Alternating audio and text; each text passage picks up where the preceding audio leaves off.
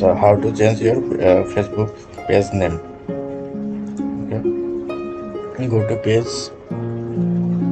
If you want to change any information, then click edit page information, like description or website name or email address. It is, but I have to change my page name. Okay, click about.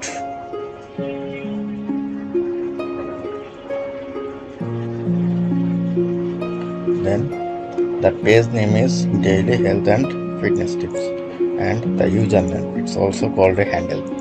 Okay, I have to change page name. Click edit.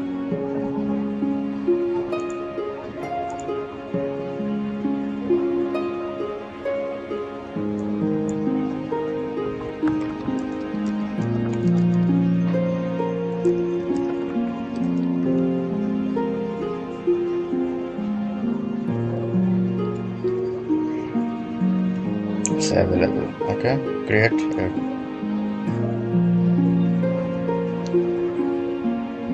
Normally it's net 7 days, but after 7 days the username will be changed. And same thing when you edit the page name, click edit, then you can see like this option and just click OK. Okay, thank you for watching.